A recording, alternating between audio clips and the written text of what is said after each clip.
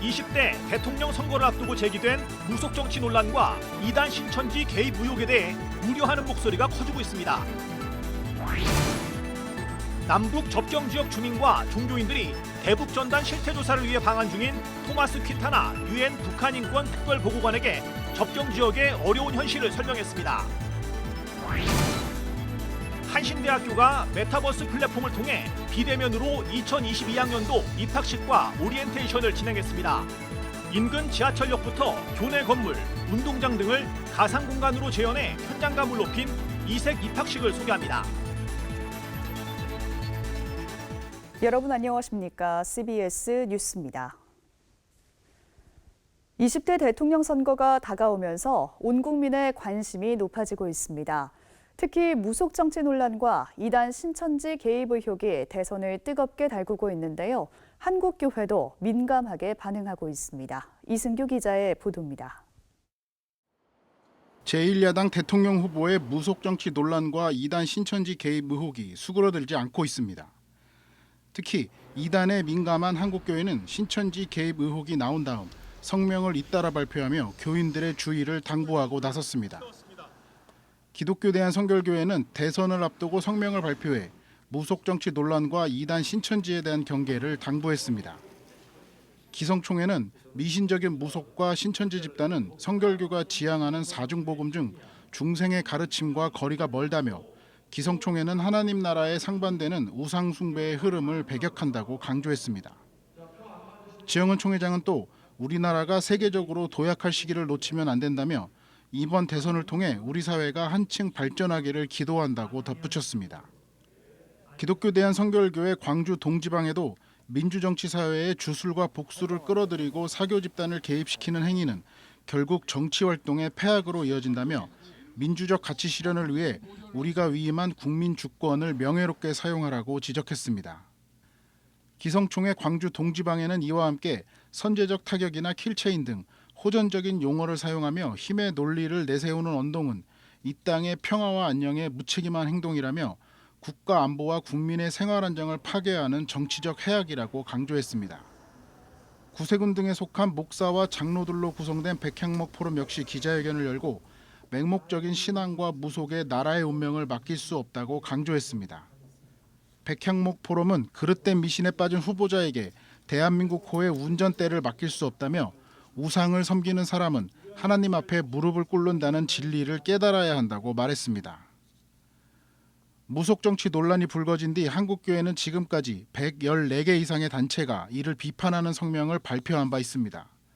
지난 1월 19일 한국 디아코니아 협동조합 등을 시작으로 여러 목회자와 신학자, 단체 등이 무속 정치 논란과 신천지 개입 의혹 등을 비판하는 성명서를 발표했습니다.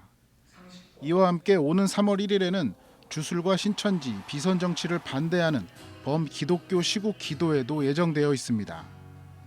3월 1일 오후 2시 기독교회관에서 열리는 기도회에는 기독교 대한감리회 전 감독회장 신경하 목사가 설교를 맡을 예정입니다.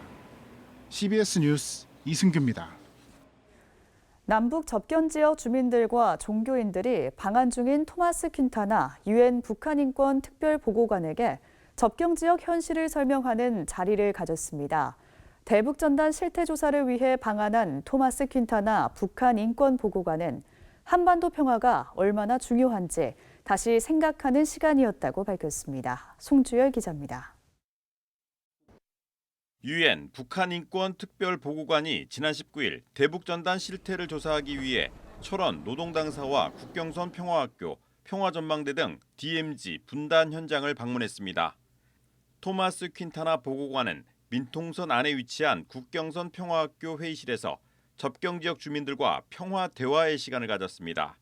토마스 퀸타나 보고관은 분단 현장 방문은 처음이라며 한반도 평화의 중요성을 알게 됐다고 말했습니다. Every time that I was invited to visit South Korea, I stayed in Seoul.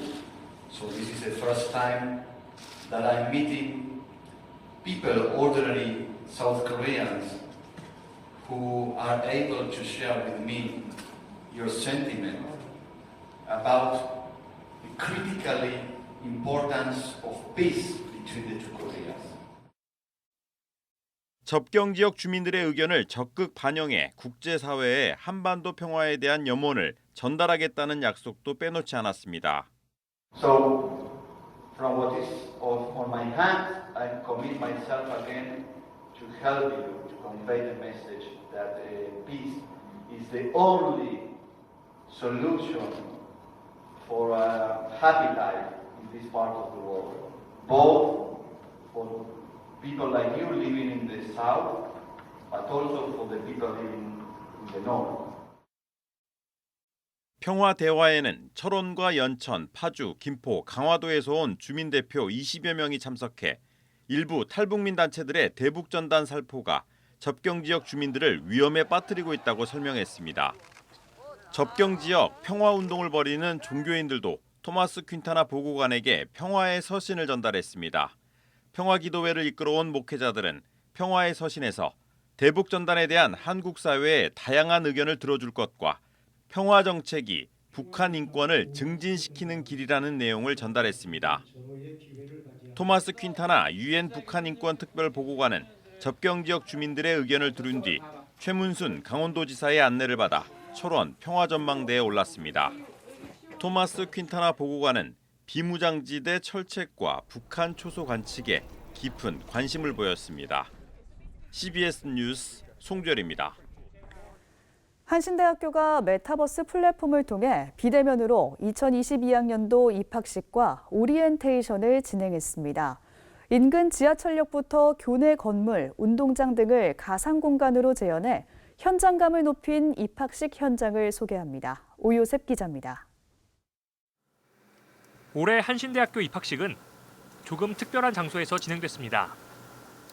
최근 코로나19 상황이 심각해지자 메타버스 플랫폼 게더타운을 활용해 비대면 입학식을 개최한 겁니다.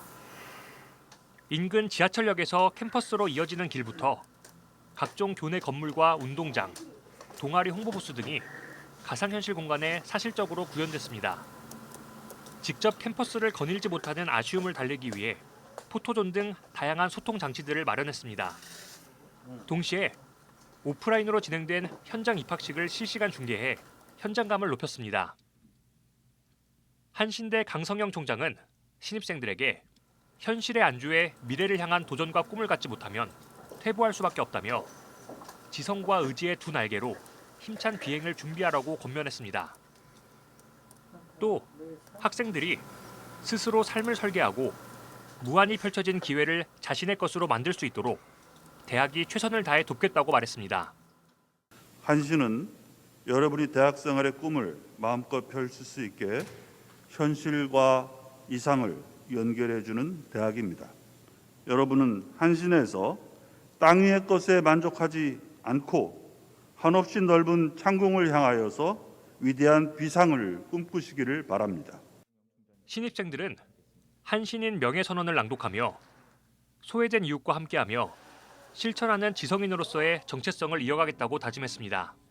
나는 한신인으로 사랑의 마음을 가지고 소외된 이웃을 생각하며 배려하는 나눔의 삶을 실천하겠습니다. 한신 82년의 역사와 전통을 자랑스럽게 생각하는 더불어가는 실천지성이 되겠습니다. 한신대는 대면 활동이 제한되는 상황에서 적극적인 유튜브 채널 운영을 통해 학생들의 학교 생활을 돕고 있습니다. 각 학과와 동아리 소개 영상을 비롯해 수강 신청과 장학금 신청에 대한 안내 영상, 대학 생활 가이드북 등 40여 개의 영상을 업로드했습니다.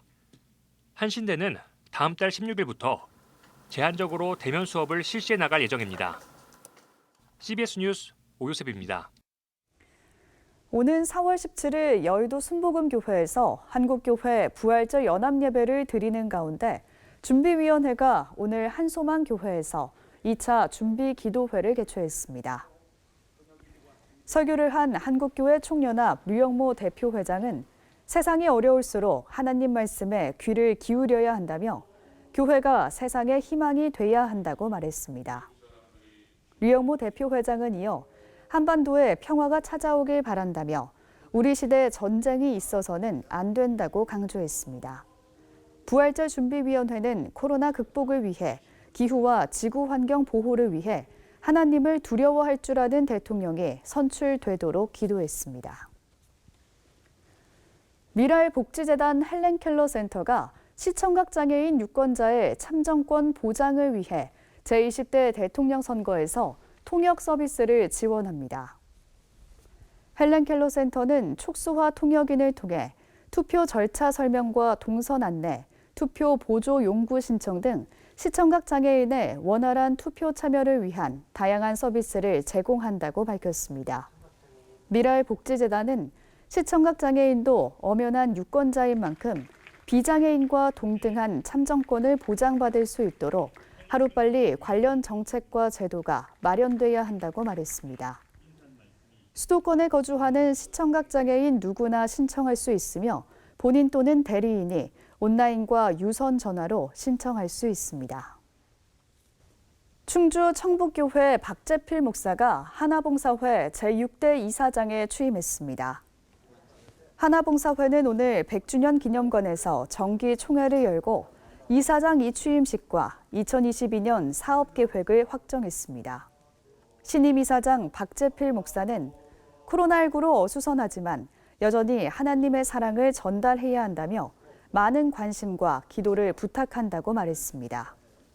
한국교회가 아시아인들을 섬긴다는 뜻의 하나봉사회는 라오스와 미얀마, 베트남 등 동남아시아 4개 나라에서 고아원과 어린이집, 초등학교 등을 세워 사회교육 사업에 중점을 두고 있습니다.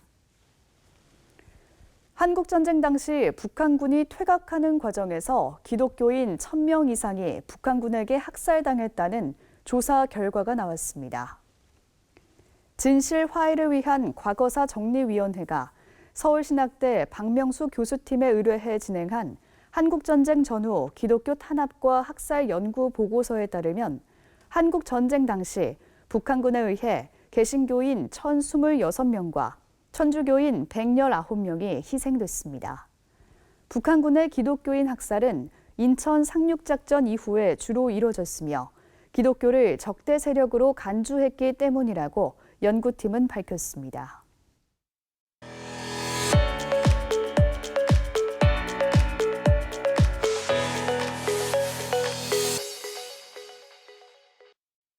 간추린 지역교계 소식입니다.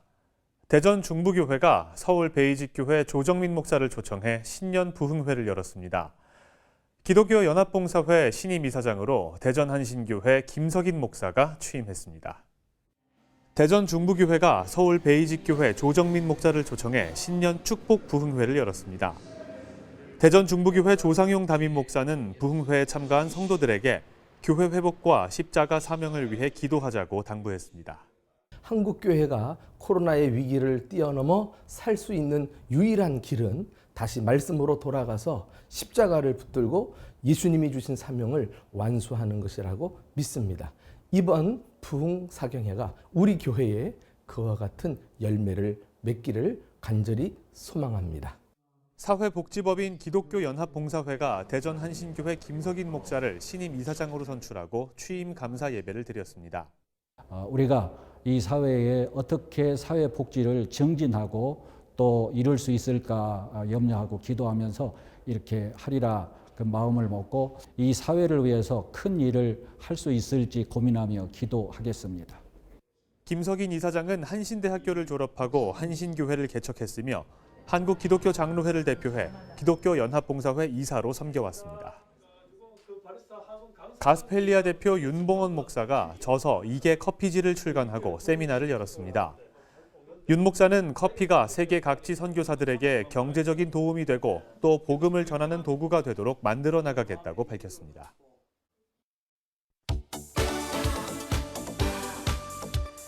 예장통합총회가 세계 선교주의를 맞아 어제 오산 이주 노동자 센터를 방문해 국내 이주민을 위한 사랑의 선물 상자 전달식을 가졌습니다. 이 자리에서 류영모 총회장은 앞으로의 세계 선교 정책은 문화적 선교로 폭이 넓어져야 한다고 말했습니다. 사학법인 미션 네트워크가 내일 오후 서울 경신고등학교 언더우드 기념관에서 기독사학 정체성 수호를 위한 기독사학 비전 선포식을 갖습니다. 한국원로목사 총연합회가 오는 25일 인천 강화군 강화교산교회에서 20대 대한민국 대통령 선거를 위한 원로목사 특별 기도회를 개최합니다. 미래목회포럼이 제103주년 3.1절을 맞아 메시지를 발표하고 국가와 민족을 위해 헌신해 나갈 것을 촉구했습니다. 또 20대 대선을 앞두고 나라와 민족을 온전히 세울 수 있는 지도자가 선출되도록 기도하고 투표로서 동참하자고 강조했습니다.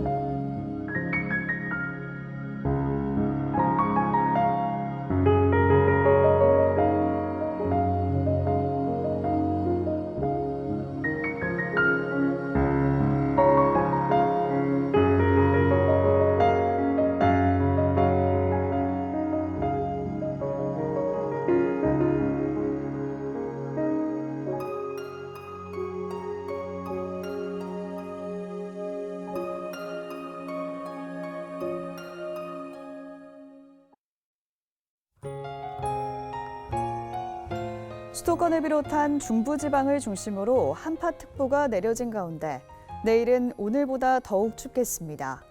특보가 내려진 지역을 중심으로 아침 기온이 영하 10도 이하로 떨어지겠고 바람도 강하게 불 것으로 보여 체감 온도는 더욱 내려가겠습니다. 대부분 지역이 맑겠지만 서해안과 제주엔 눈이 날리는 곳도 있겠습니다. 내일 아침 최저 기온은 영하 16도에서 3도, 낮 최고 기온은 영하 1도에서 영상 5도로 예상됩니다. 이상으로 뉴스를 마칩니다. 함께해 주신 여러분 고맙습니다.